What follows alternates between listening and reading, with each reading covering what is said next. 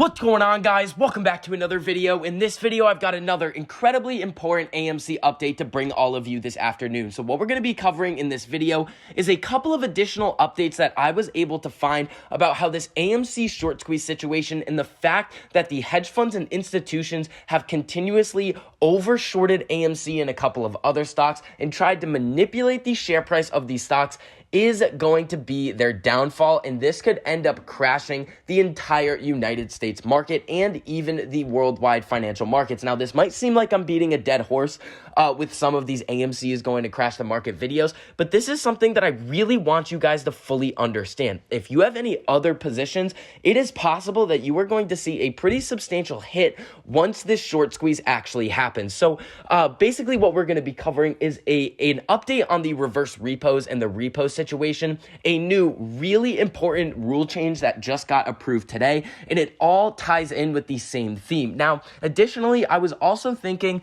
because I've said this a lot in a couple of my previous videos, it all depends upon what the hedge funds are holding when they are actually shorting AMC to see what is actually going to have to get forcefully liquidated in the event of a huge margin call. So I thought to myself, well, let's just look and see what some of these institutions are holding to see what could actually get hit the hardest. Because if you guys remember in the Archegos situation, there were a couple of key names like Viacom and Discovery that took massive hits when they were forcefully liquidated. So we have a lot of great information to cover in this video. So make sure you guys stick until the end so you're caught up on everything going on with AMC. So before we get into all of that information, if you guys enjoyed the information and analysis that I provide for you in this video, make sure you go down and hit that like button. It costs you nothing to do it, but it really helps us out a whole lot in getting this information out to as many people as possible. And the more people that we have on our side, the more we are going to win. So let's come over to the first thing that we need to talk about. When we come over here,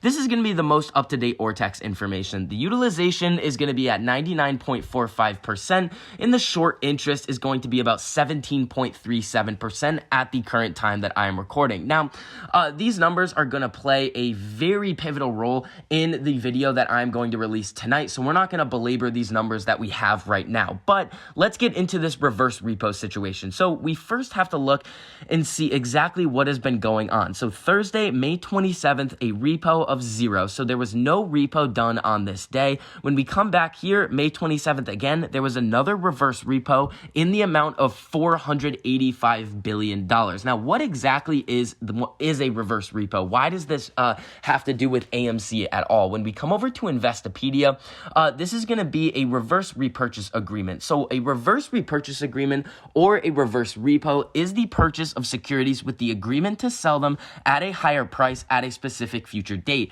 For the party selling the security and agreeing to repurchase it in the future, it is a repurchase agreement, an RP, or a repo. For the party on the other end of the transaction, buying the security and agreeing to sell in the future, it is a reverse repurchase agreement. So that might seem confusing to you, but really what you need to keep in mind is essentially the trend of the amount of the reverse repos. This, what we're seeing over here of these 485 billion reverse repo numbers is not normal at all. Now, what does this tell us about the overall market? When we come over to this Market Watch article, why demand for Fed's reverse repo facility is surging again, and this was last updated on May 26th, so about 2 days ago. So either there is too much cash or not enough collateral out in the market. What I want to focus on is not enough collateral. The fact that we are seeing all of these different proposed rule changes coming in left and right that essentially all have to do with margin requirements or collateral suggests to me that all of these different regulatory institutions are thinking at the current time that there is a really important event coming up in the future where they think all of the members of these different institutions are going to be facing massive defaults. Another thing that not enough collateral could suggest is that, yes, there's not enough collateral being pledged to these different institutions, but also this could suggest that there is a massive over-leveraging going on, and a lot of these different institutions have positions at leverage ratios that should not be able to occur. Now, when we come over to this Reddit post, I really want to take a look at this really quickly. So OCC 003 was approved today. We're going to go over that in a minute, but OCC is going to be the minimum skin in the game rule. The brief overview overview of this is the OCC will now require all members to come up with a bigger supply of cash in the event that a big member defaults. So the OCC is essentially the regulatory institution for options. So we've seen a couple of these rule changes come out in the past, but all of them are essentially saying, hey, we need all of our members to deposit more money because we think that there is a massive wave of defaults coming in the near future. Now, I've shown you guys the margin debt numbers a couple of times on that chart in my previous videos. And the margin debt at the current time in the United States is about $822 billion, which is at the all-time high, and the default rates are also spiking. Now, when we come down a little bit further, this mentions NSCC 005. This was the proposed rule change where the NSCC wanted its members to, instead of pledging only $10,000 into their margin accounts or the accounts that they have with the NSCC, that number would then be increased all the way up to $250,000 per member, giving the NSCC about $866 million.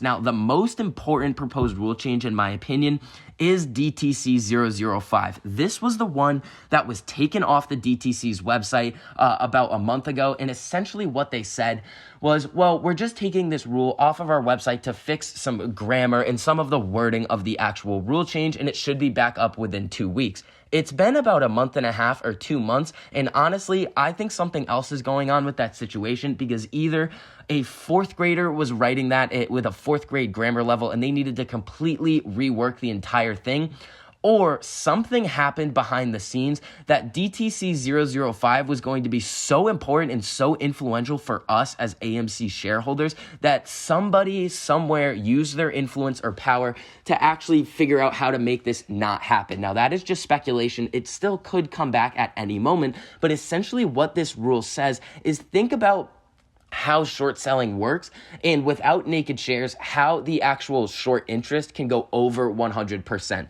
So when we think about this, if you have person A who is a lender, they lend out shares to person B, and they then sell those shares on the open market, creating a short position for themselves. But what you have to remember is that anytime something is sold on the market, they have to meet a buyer. So somebody is buying those shares that the other individual or institution has shorted.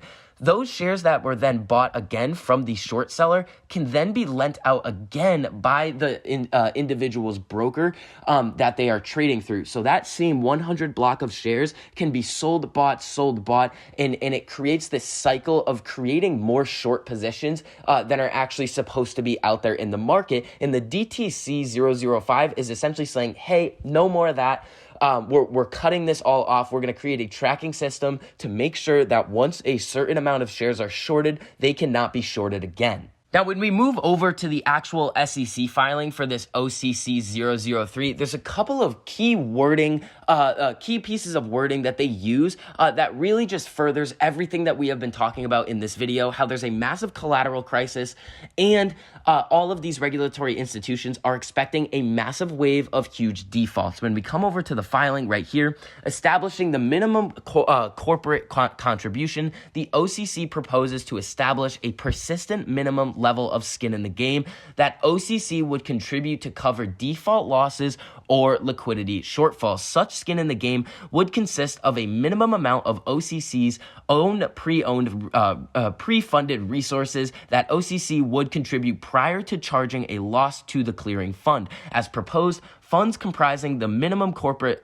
contribution would be excluded from OCC's liquid net assets funded by equity for purposes of meeting the OCC's target capital requirement to ensure the OCC may maintain the minimum corporate contribution exclusively for default management. This paragraph right here, along with a lot of other key pieces of wording in these other SEC filings as well, really suggest to us that they are really expecting a massive wave of defaults coming in the future. Now, when these margin calls happen for the funds and the institutions that are shorting AMC, again, I do not think that margin calls have started yet. We speculated earlier on this week, and then yesterday or the day before, I'm not exactly sure when this video came out, but we kind of proved that margin calls have not even started yet, which is going to be the premise for the video coming out tonight. So make sure you guys stay tuned. So, if you guys have watched a couple of my other videos about how AMC and this whole situation could crash the market, I've said a lot. It all depends on what the funds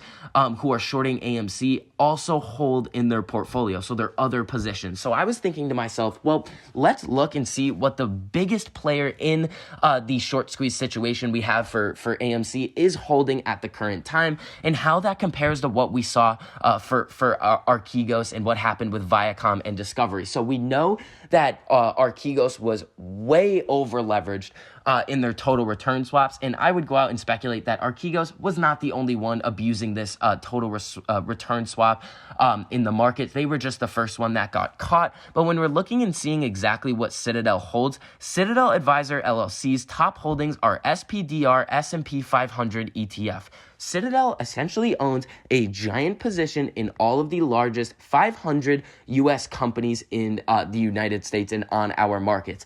If they are margin called and we see a massive forceful liquidation of Citadel or any one of their subsidiaries' massive short positions on AMC, what would they have to do? They would have to sell a lot of these other positions here, Tesla, Amazon, Teladoc, a lot of these other positions, either to continue to have these short positions or in order to cover the obligation that they have to their different brokers. So essentially, what I'm trying to tell you guys in this video is, hey, we know that AMC is going to do what it's going to do. We don't know how high it's going to go. We don't know when, but we all know that we own the float and we are going to set the price if we all act as a collective. And we also know, I just want you guys to be aware that a couple of these other holdings that you guys may own, when these margin calls happen, it's possible that these take a hit and we do see an overall sell-off in the market due to all of the over-leveraging going on suggested by all of these different proposed rule changes. So that is going to conclude this update for AMC. If you guys enjoyed the information and analysis that I provided for you in this video,